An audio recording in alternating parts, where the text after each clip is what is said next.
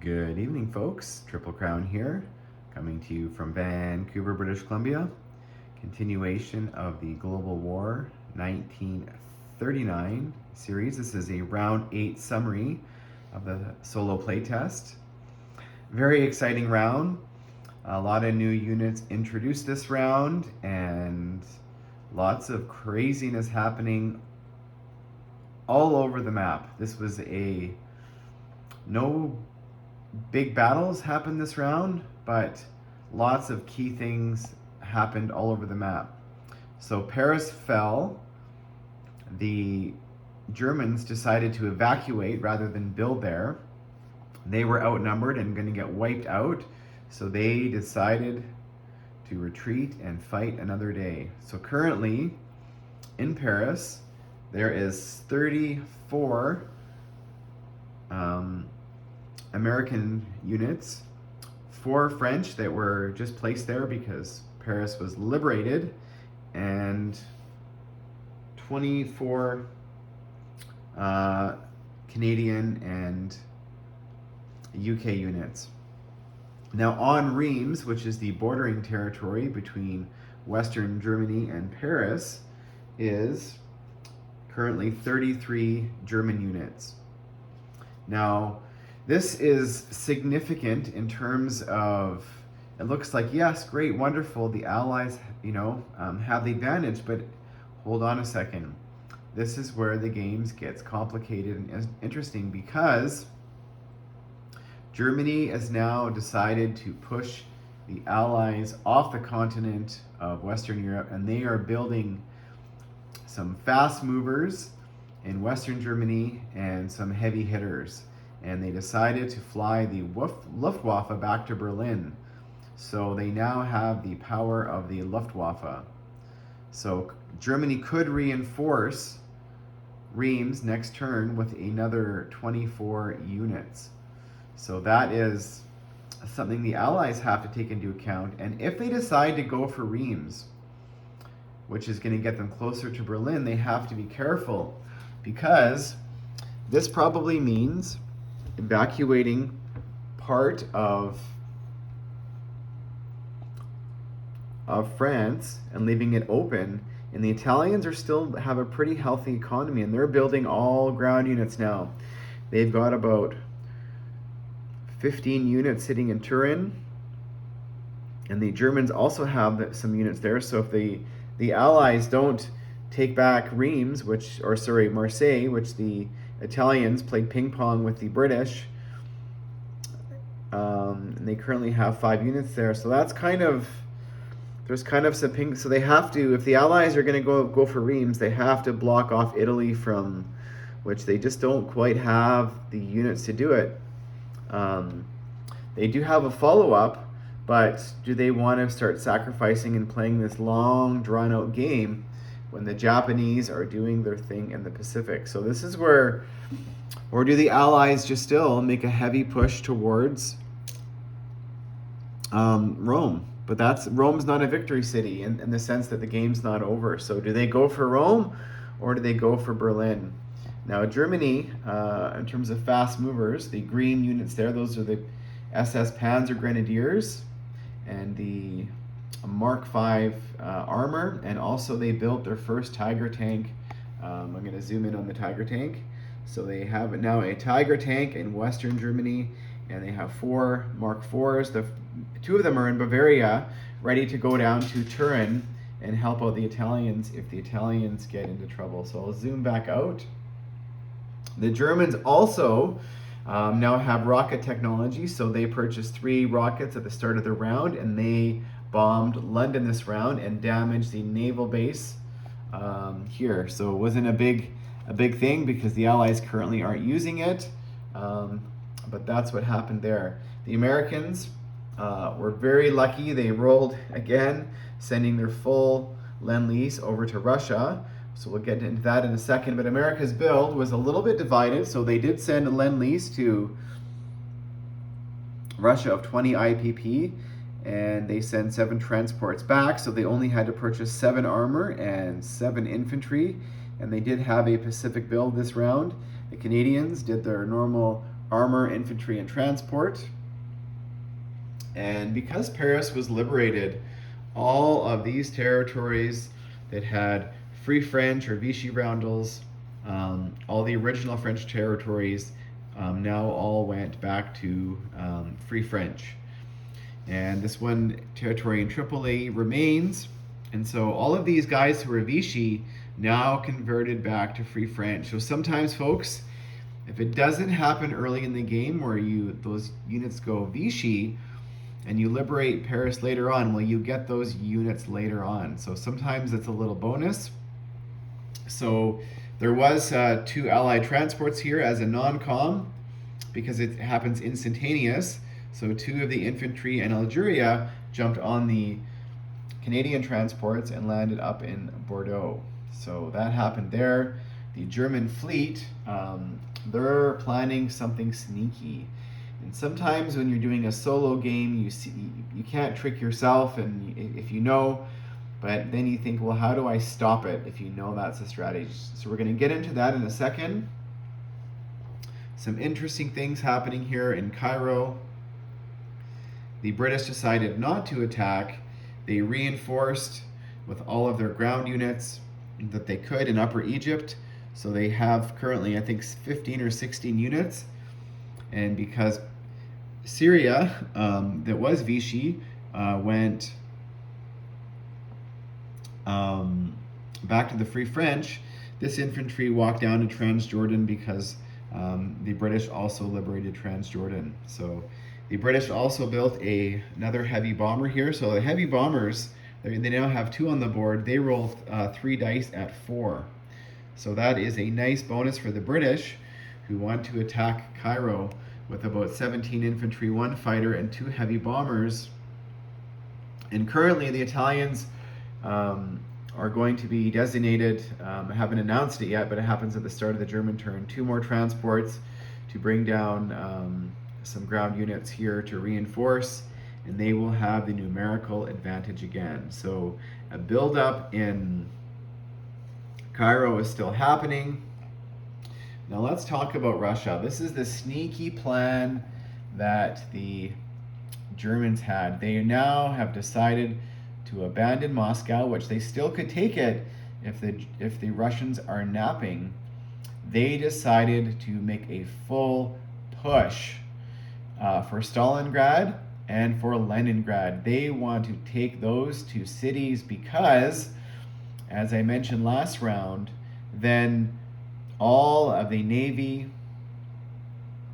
and units in Spain and in Sweden become pro-Axis. So then Germany and Italy can send units into those territories and inherit those forces, which is a massive, massive swing in the Atlantic if the Germans and Italians can pull it off. And currently Germany actually sent a unit, because they're allowed to do this, they're allowed to have units as a non-com into Sweden, so they can make it happen instantaneously if they're able to hold which is at Leningrad and Stalingrad at the end of their turn. That's what happens, so they can immediately non-com into those countries. But the problem with Spain is it's a turn away because they have to get to the capital, which is in the middle territory. So they have to get to Seville or to the other northern territory first, which there is units there. So the Allies could preemptively go take them out if the Germans or the Italians land there, because they have units in place to do that. So that's happening there. So currently in Moscow, this is where the Russians are not napping. They have still about 60 units, and the Germans have about 60 units. I'm going to zoom in on the Moscow territory because the Russians have built some heavy artillery, some KV tanks, and the JS, I think this is the JS-1 tank. So they're allowed to build 1 of those per turn and two of the KVs. So they currently have 14 ground units in Leningrad. And if the Germans decided to send their Luftwaffe from Berlin and hit with their transports and coastal bombardment from their battleship, which that was the whole plan, they can do about 15 hit points of damage on. So that is going to be a key battle in round 9. It was so tempting. The Americans thought about sending their medium bomber in as an extra buffer, but they decided against that. So, but as you can also see here in Russia, something interesting happened. The Germans, because they were going heavy into Stalingrad, they evacuated basically all of their fast movers and aircraft out, which left all these Russian territories vacant. So these Russian infantry, you can see there that are a little bit different. They are the partisans, and they pop up in all the vacated territories. And next turn, if they're still vacant, they cannot move, but they defend it too. Then 2 pop up in each territory instead of 1, and 2 turn into 1 regular infantry, and those territories go back into Russian hands. But the Germans are gambling, because if they lose, I don't know, maybe 10 or 15 worth of IPP in Russia, and they're also subsequently able to inherit Sweden and this navy, and Spain and this navy and this aircraft, that is an advantage for them. So that's what's happening there. The Japanese also over here in China made a bit of a mistake. Last round they lost about 7 or 8 units in Xinjiang and Qinghai. They had also another 8 units there, which the Chinese counterattacked, and the Japanese did not roll well. So they were wiped out. And Japan does not have much of a follow-up. They've got a few aircraft and a few units, but the Russians decided to help out. They sent their 3 infantry down from Novosibirsk to save this fighter. And they also placed an infantry. So that, folks, looks like it's currently going to be safe for another round. However, China does not have much money to reinforce, so they're going to have to count on the Russians now to start spending some money in Novosibirsk. But the Japanese did push up into Russia, and doing so, they forgot. They vacated this territory, so a partisan popped up.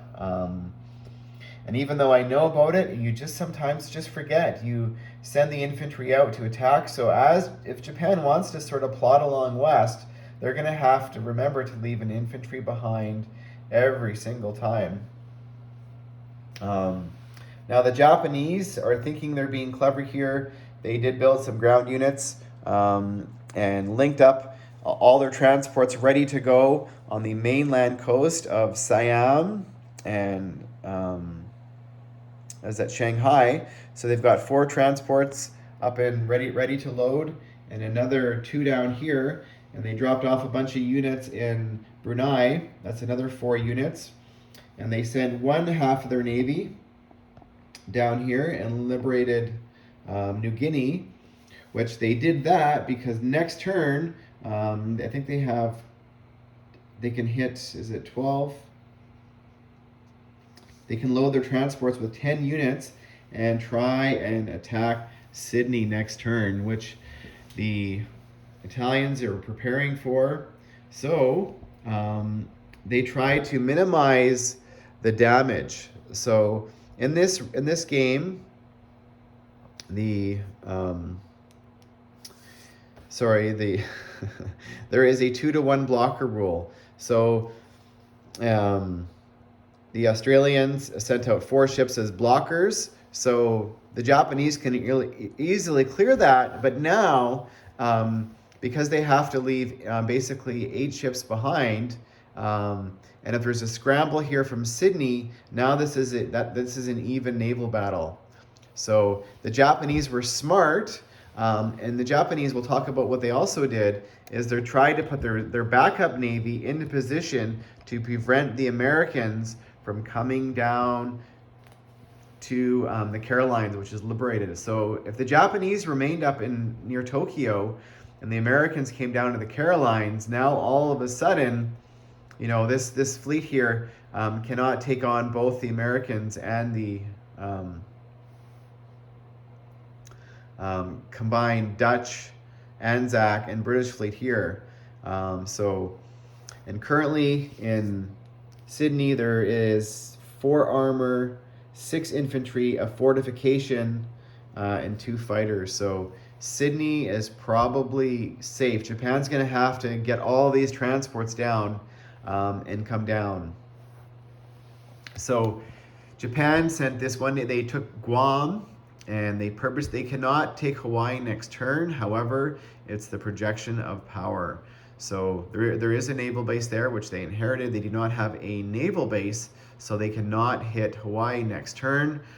And they have about 20 aircraft and ships. And the Americans had about 17 with a scramble. So they built 2 destroyers and another fighter. And if they get them to Hawaii next turn, which Japan cannot attack, now this is an even battle.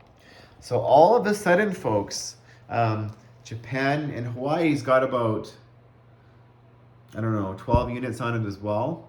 So all of a sudden, Japan is looking like they're spread a little bit too thin. They're making almost $100, and currently Australia still has all these money islands. So does Japan, and Australia did this on purpose. I mean, there's a lot of money here. Does Japan really need it? No, they don't. But is it tempting for them because they have all their transports in place to go and get rich? Now, this is often a mistake I see in a lot of games where you have the advantage, you're heading in a direction, and if you keep on that goal and focus, you can achieve it.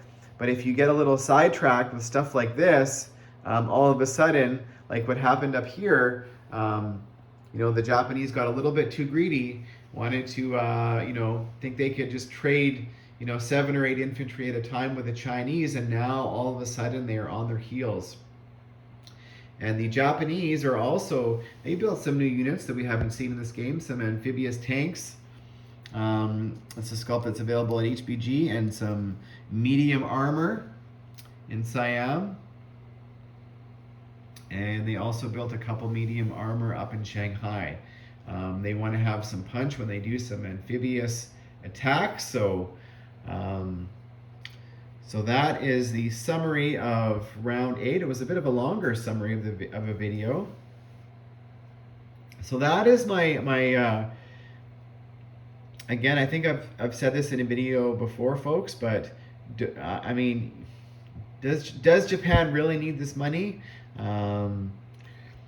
Or are they better to remain focused on their task at hand, which is, if they capture Sydney, all of a sudden now they just have to focus these 2 navies here, or whatever they can spend on navy, to go take on America, who still and America actually this turn debated whether or not they should be purchasing another 7 armor and 7 infantry, or even lend lease to Russia. So this is still a game of numbers. It's a game of attrition, reinforcing areas that are weak. And if America spent a big, their 100 IPP here last round, that's a pretty substantial navy. And if they reinforce Hawaii, all of a sudden Japan is on their heels. But is Japan really that worried about China? Like, are they that worried? They're not making any money. They've got them pushed back. So could Japan, ignore spending money on the mainland of China and the Money Islands and just build a 3rd navy? Like, because Japan, they could spend 100 IPP a navy next turn, and all of a sudden, the momentum swings back in their favor, which over here in the Atlantic, if the Germans are able to secure Leningrad and Stalingrad next turn, and annex those Spanish and Swedish units that I mentioned, could the momentum in the Atlantic swing? So, folks, there is still multiple paths for a victory on either side, and the game, and at least in my mind, is just getting interesting. So Thanks for watching, folks, and stay tuned for round 9.